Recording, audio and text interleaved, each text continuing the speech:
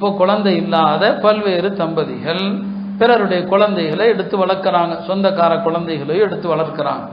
எடுத்து வளர்க்கிறது ஒன்று, அந்த பிள்ளைய தாம் பிள்ளையாகவே ஆக்கி கொள்றது இன்னொன்று. எடுத்து வளர்க்கலாம், அடுத்தவர் குழந்தை என் வீட்டில் வச்சு வளர்க்குறேன், வளர்த்தீங்கன்னா நன்மை இருக்குது, அது வேறு விஷயம். என் குழந்தையாவே ஆக்கிக்கிறது, இன்னொருத்தர் குழந்தைய தன்னுடைய குழந்தையாகவே ஆக்குறது, அதுக்கு அனுமதி இருக்குதா? இன்னைக்கு அப்படிதான் நடக்குது. நான் அந்த சம்பந்தமான சட்டங்களை தான் சொல்ல போறேன். நபி ஸல்லல்லாஹு அலைஹி வஸல்லம் அவங்க சொன்னாங்க, மனித்தா இலா கைரி அபி, தன்னுடைய பெற்ற தந்தை அல்லாத வேறொருவரை தந்தை என்று எவன் அழைப்பானோ ஃபல் ஜன்னத்து அலைஹி ஹராமுன், அவனுக்கு சொர்க்கம் ஹராமுன்னு சொன்னாங்க. ரெண்டாவது சொன்னாங்க, மனின் தஸப இலா கைரி அபி, தன் பெற்ற தந்தை அல்லாத வேறொருத்தர சொந்த தந்தைன்னு யார் சொல்வானோ ஃபஅலைஹி லஅனத்துல்லாஹ், அவன் மீது அல்லாஹ்வுடைய சாபம், வல் மலாயிகா, மலக்குகளுடைய சாபம், வன்னாசி அஜ்மஈன், சகல மனிதர்கள் அத்தனை பேருடைய சாபமும் உண்டாகட்டும் நல்லா சொல்றான்.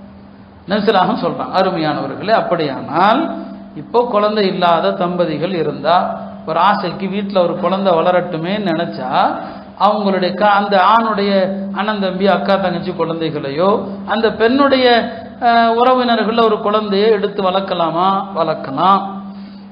ஆனால் என்னென்ன தெரிந்து கொள்ளணும், இப்போ நீங்களே உங்கள் குழந்தைய யாரோ ஒருத்தட்ட கொடுத்துட்டீங்க, உங்கள் அண்ணன் தம்பி குழந்தை இல்லாத யாருக்கோ கொடுத்துட்டீங்க அப்படின்னு சொன்னால், நீங்கள் தூக்கி கொடுத்துட்டதுனால அந்த குழந்தைக்கும் உங்களுக்கும் எந்த உறவும் இல்லை அப்படின்னு ஆகிடாது. அந்த குழந்தைக்கும் உங்களுக்கும் சம்மந்தமே இல்லைன்னு ஆகிடாது. அந்த குழந்தை அங்கே வளருது, ஆனால் உங்கள் குழந்தை தான்.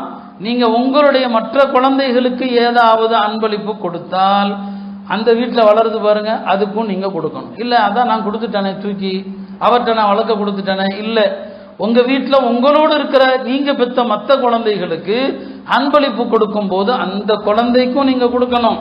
ஏன்னா குழந்தைகளுக்கு அன்பளிப்பு கொடுக்கிற விஷயத்தில் ஒரு குழந்தைக்கு அன்பளிப்பு செய்து இன்னொரு குழந்தைக்கு அன்பளிப்பு செய்யாமல் போனால் நபி ஸல்லல்லாஹு அலைஹி வஸல்லம் அது ஜூர்னு சொன்னாங்க, அக்கிரமம்னு சொன்னாங்க, அநியாயம்னு சொன்னாங்க. ஒரு சஹாபி தம் பிள்ளையில ஒரு பிள்ளைக்கு மட்டும் அன்பளிப்பு கொடுக்கிறார். அவருடைய மனைவி சொல்றாங்க, எங்க நபி ஸல்லல்லாஹு அலைஹி வஸல்லம் அவங்கள போய் சாட்சியாக்குங்க, நம்ம குழந்தைக்கு இது அன்பளிப்பு செய்தோம். யாரை சாட்சியாக்குறதுக்கு? நபி ஸல்லல்லாஹு அலைஹி வஸல்லம். அவரும் வர்ற இருப்பான், யாரை சொல்லலாம், என் பிள்ளை இந்த பையனுக்கு நுஅமானுக்கு நான் இந்த அடிமையை அன்பளிப்பு செய்கிறேன், நீங்கள் சாட்சியாக இருங்க. நபி ஸல்லல்லாஹு அலைஹி வஸல்லம், நான் சாட்சியாக இருக்கிறது இருக்கட்டும்பா, உன்னுடைய மற்ற பிள்ளைகள் எல்லாருக்கும் இதே மாதிரி அன்பளிப்பு கொடுத்தியான்னு கேட்டான். இல்லைங்க, கொடுக்கல. அப்படியானால் இந்த அநீதிக்கு நான் சாட்சியாக வர முடியாது.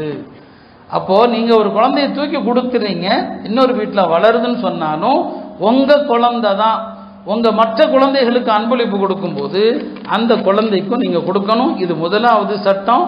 நீங்கள் குழந்தைய அடுத்தவற்றை வளர்க்க கொடுத்தா இது முதல் விஷயம். ரெண்டாவது விஷயம் என்ன, ஒரு குழந்தைய நீங்கள் யார்கிட்ட வளர்க்க கொடுக்குறீங்களோ அவங்க வளர்க்குறவங்க ஒரு கார்டியனாக இருக்கலாம், அந்த குழந்தைக்கான பொறுப்பாளராக இருக்கலாம், அவ்வளோதான். ஆனால் அந்த குழந்தையினுடைய தந்தை யார் அப்படின்னு குறிப்பிடப்பட வேண்டிய எல்லா இடங்களிலும் பெற்ற தந்தை யாரோ அவருடைய பேரை தான் போடணும். ஸ்கூலில் அல்லது ஆதாரில் அல்லது ஓட்டர் ஐடியில் பாஸ்போர்ட்டில் அந்த குழந்தைக்கான என்னென்ன நடைமுறையில் இருக்குது இல்லையா, பாஸ்போர்ட் எடுக்கணும் அல்லது அந்த குழந்தைக்கு என்னங்க ஆதார் எடுக்கணும்னா அந்த தந்தைங்கிற இடத்துல பெற்றவர் யாரோ அவர் பேரை தான் நீங்கள் போடணுமே தவிர, இந்த குழந்தை வளருது பாருங்க, வளர்க்கிறவர் அவர் தன்னை தந்தையாக்கி பின்னால் அந்த பையன் பெருசானாலும் ஆனோ பெண்ணோ பெருசானா கல்யாண திருமண அழைப்பிதழில் ஒரிஜினல் தந்தை யாரு, பெற்ற தந்தை யாரு, அவரை தான் போடணும். இன்னாருடைய மகன் இன்னார் என்று தான் சொல்லணுமே தவிர, இல்லை காலம்பூரா என்ன தான் வளர்ந்துருக்குது, நாங்கள் தான் வளர்த்தோம் என்று வளர்த்தவர் தன்னை தந்தையாக போட்டால் அல்லாஹ் அதைத்தான் சொல்றான், இது அக்கிரமங்கிறான்.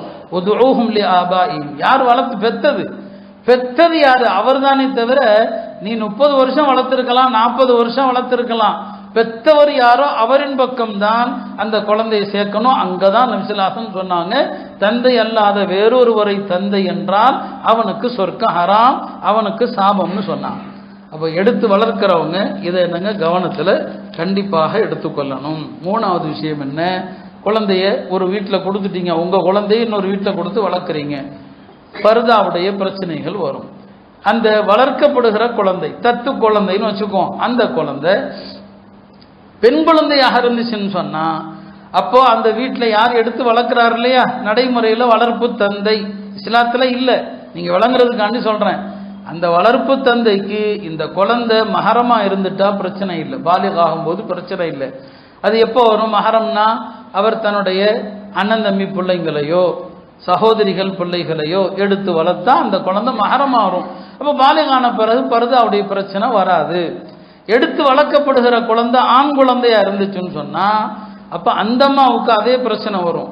இந்த பையன் பாலிகானா அந்த அம்மா பார்க்கலாமா பார்க்க கூடாதான்னு சொன்னா அந்த அம்மா யாரு எடுத்து வளர்க்குது? தன்னுடைய உடன்பிறப்புகளுடைய ஆண் குழந்தைய எடுத்து வளர்த்தா பிரச்சனை இல்லை.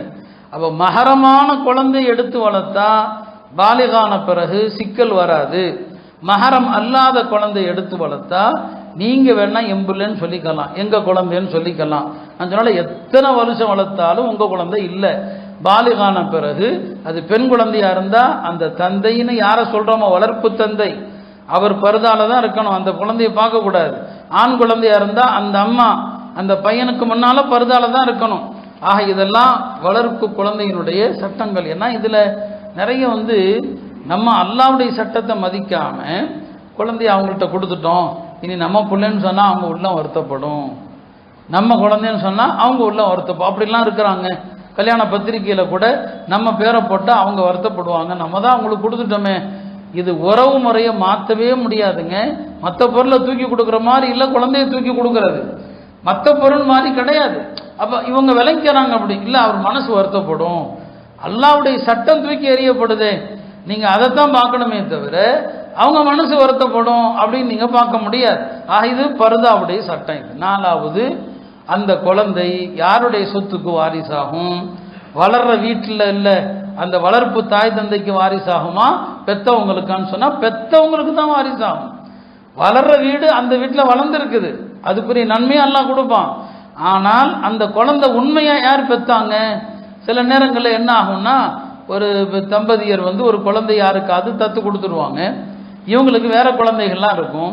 இந்த தந்தை மூத்தாகிற நேரத்தில் எப்பா அந்த பையனுக்கெல்லாம் பங்குலாம் கொடுக்காதீங்கப்பா, அவனை நாம தூக்கி கொடுத்துட்டோம், அதனால சொத்தை நீங்க உங்களுக்குள்ள பிரிச்சுக்குங்க, அவனுக்கெல்லாம் கொடுக்காதீங்கன்னு சொல்லிட்டு போகிற நிலைமையெல்லாம் இருக்குது.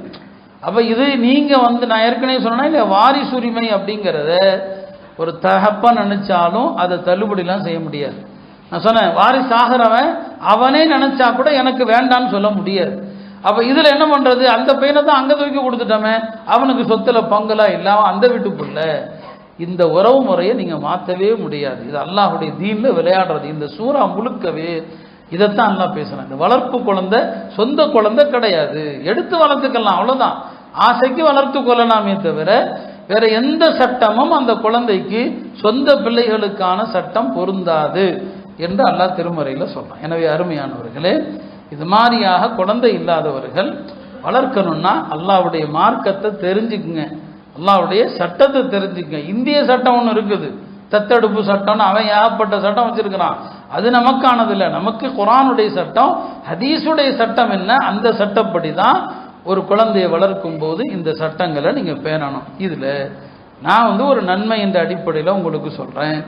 குழந்தை இல்லாத தம்பதியரா வளர்க்கணும்னு நினைக்கிறீங்களா? குழந்தை இல்லையா? என்ன செய்யுங்க, ஒரு அனாதை குழந்தை எடுத்து வளருங்க.